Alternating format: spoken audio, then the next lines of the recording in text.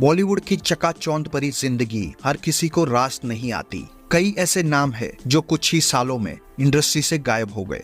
कुछ का करियर खत्म हुआ तो कुछ की लाइफ ही खत्म हो गई। ऐसे कई एक्टर्स है जिन्होंने कम समय में ही सिनेमा जगत में अपनी पहचान तो बना ली, लेकिन उनकी जिंदगी ज्यादा लंबी नहीं रही। इनमें से एक थी प्रिया राजवंश, जिन्हें प्यार करने के बदले मौत मिली और कई साल बीत जाने के बाद भी उनकी मौत की गुत्थी नहीं सुलझ पाई। प्रिया राजवंश ने अपने करियर में कुछ ही फिल्में की थी। प्रिया राजवंश ने हंसते जख्म, साहिब बहादुर, हिंदुस्तान की कसम, कुदरत और हाथों की लकीरें जैसी बड़ी फिल्में भी की।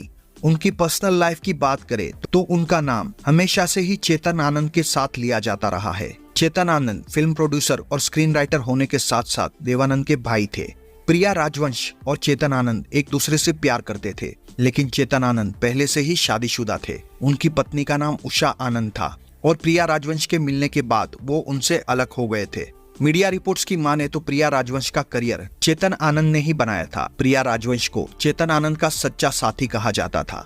चेतन आनंद उन्हें इतना प्यार करते थे कि उन्होंने अपनी संपत्ति का एक हिस्सा प्रिया राजवंश के नाम कर दिया था। चेतन आनंद की मौत साल 1997 में हुई थी और उन्होंने अपनी संपत्ति के 3 हिस्से किए थे, जो उनकी पहली पत्नी से हुए दोनों बेटों और प्रिया राजवंश में बांटे गए।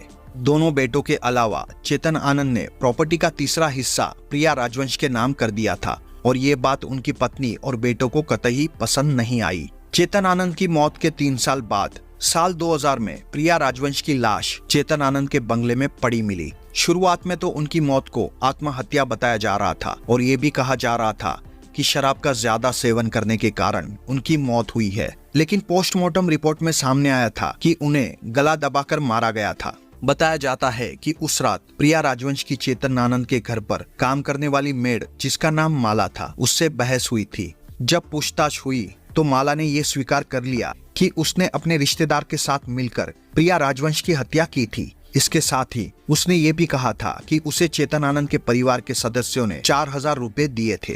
प्रिया राजवंश की मौत के कुछ साल बाद ये सामने आया था कि चेतन आनंद के बेटों ने प्रिया राजवंश को मारने के लिए माला को पैसे दिए थे। हालांकि उन्हें बेल मिल गई और वो आजाद घूमते रहे। साल 2011 में एक बार फिर इस केस की फाइल खोली गई और आज तक इस केस में कोई फैसला नहीं सुनाया गया है।